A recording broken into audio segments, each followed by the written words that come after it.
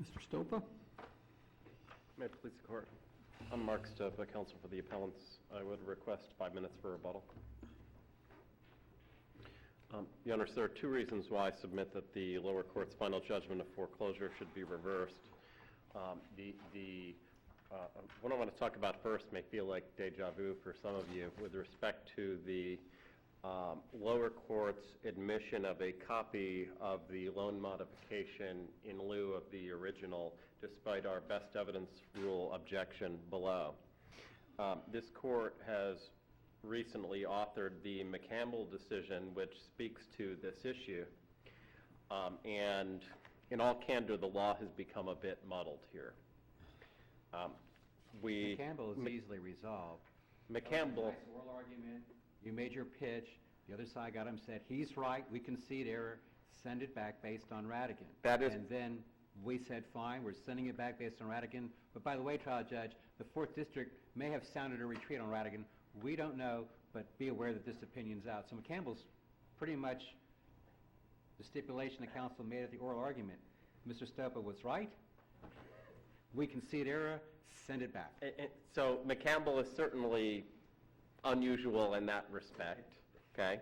You also have then after that Luukkonen, the 4th District decision, which you mentioned in the revised decision in McCampbell. Same author as Radigan. Luukkonen is also unusual. Now, when I wrote the reply brief and talked about Luukkonen, I initially said I thought it was wrongly decided. Looking closer, I actually don't think that anymore. Because here's what happened in Luukkonen. In that case, the borrower's counsel did not make an objection at trial that the original modification was necessary.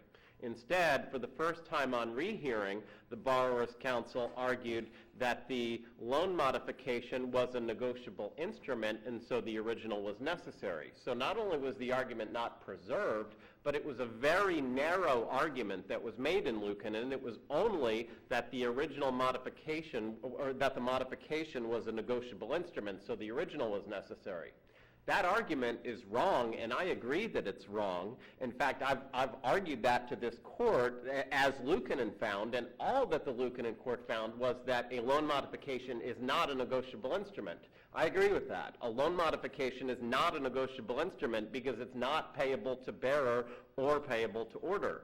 That was not the genesis of my argument in McCampbell as to why the original modification was necessary.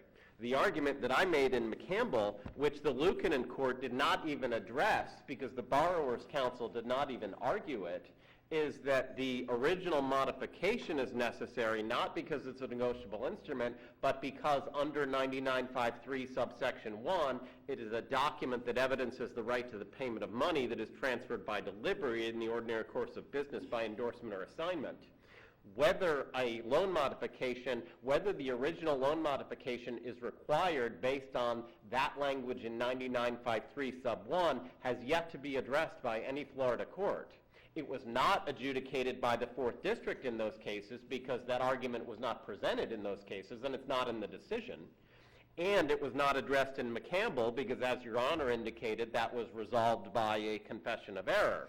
So I'd submit that even though it's a little odd in that even though we have published decisions from 2 different DCAs addressing the issue, none of them have actually adjudicated whether the original modification, at least not outside the confession of error context, none of them have adjudicated whether the original modification is necessary under the portion of 99531, which indicates that original document is required if it's a negotiable instrument or a document evidencing the right to the payment of money that's transferred by delivery in the ordinary course of business by endorsement or assignment. Now, The bank takes the position that this is not evidence of a money obligation, but it is a modification to the security instrument. well, it's both, because clearly the modification changes the payment schedule. And when you're changing the payment schedule, just like Radigan says, it's essentially a modified note. That's why you have to have a modification in evidence, and that was the initial holding in Radigan, is that without the modification in evidence, you can't tell how much is owed because the modification changes the payment schedule, right? So that's the holding in Radigan, and I think it's... The total amount Right, you can't tell the total amount owed, right? So without, and the total amount owed is an element of the plaintiff's prima facie case, so you can't have a foreclosure without a modification in evidence. Then the question became, well, is the original modification necessary in evidence, or can you get away with a copy? And that question has not yet been answered, except to the extent it was answered by this court in McCampbell on the confession of error, and it wasn't answered by the Fourth at all because nobody argued that issue. They only argued it's not a negotiable instrument, which it's not, and I agree, because it's not payable to order or bearer. And so I submit the way that I make this analysis is that an original modification is required because it's clearly a document that evidences the right to the payment of money. It's transferred by delivery in the ordinary course of business by, not an endorsement because it's not payable to bearer, but assignments. These are transferred all the time in the ordinary course of business. That's how these go from one lender to the other, just like promissory notes do. Now, one of the ways that I present this in the brief, and that I want the promissory, in the foreclosure context, I want the promissory note taken out of commerce.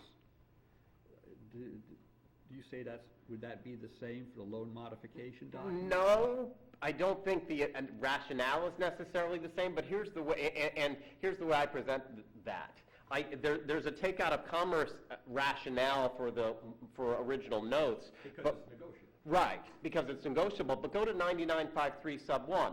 They require, the legislature requires the original for a negotiable instrument or this other class of documents. So my question to you would be, and I phrase this in the briefs, what class of documents is the legislature referring to in that other part of 9953 sub 1 that is not a negotiable instrument? Because they're clearly not referring to a negotiable instrument there, because if they were, it would be duplicative of the portion of the statute which requires the original negotiable instrument. It says negotiable instrument or a document evidencing the right to the payment of money. So they must be referring to some class of documents, because otherwise that provision of the statute would be meaningless, and the legislature doesn't write meaningless provisions.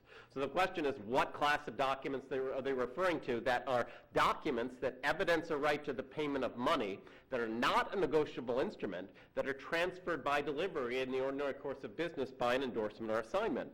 I submit that the answer to that is a loan modification, because a loan modification, such as what you have here, changes the principal balance and payment schedule, and that's why you need the original as opposed to a copy, because that must be what the legislature is referring to in drafting that portion of 9953 sub 1. To conclude otherwise would mean that you were effectively eliminating that portion of the statute, or it was meaningless and no documents fell within that, and that doesn't make any sense under basic notions of statutory construction. Is there any requirement that you would need to raise a question as to the authenticity of the copy that's being entered? I think authenticity is a different evidentiary objection. If it's not a negotiable instrument, then it's not self-authenticating under this court's Couliveris decision from just a couple months ago. But in terms of this appeal is being prosecuted upon it not being the original and not having an explanation for its absence, and I submit that legal argument, which hasn't been decided by any courts yet, that my position on that is well taken, because to conclude otherwise would effectively eliminate the portion of 9953 that requires original documents for documents that evidence a right to the payment of money, etc., which are not negotiable instruments. And if you ask my opponent, well, what class of documents is the legislature referring to in that portion of 9953 sub 1, other than a loan modification like this, I submit they won't have an answer, because there isn't an answer, which means it must be that they were referring to this type of document, because that's the only way to give meaning and effect to that portion of the statute.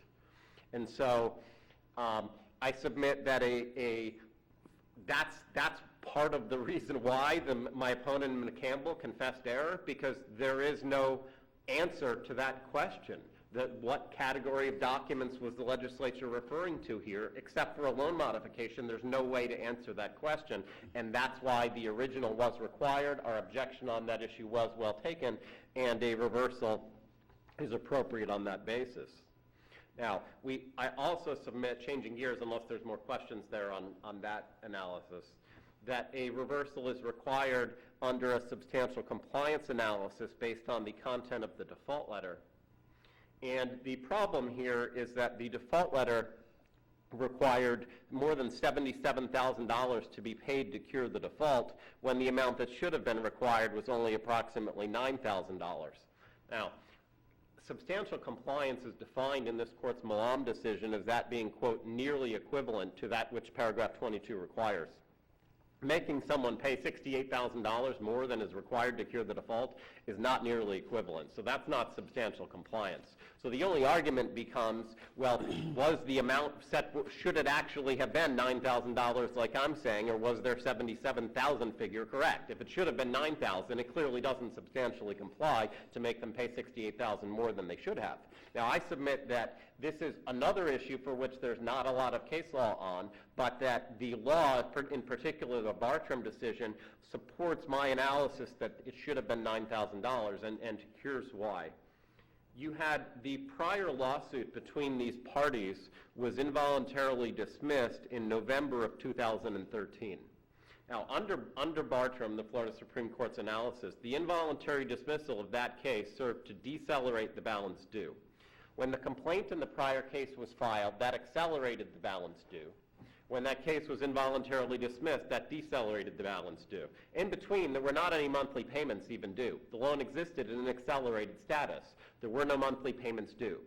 When that case gets dismissed, November 15, 2013, my client can resume making normal monthly payments.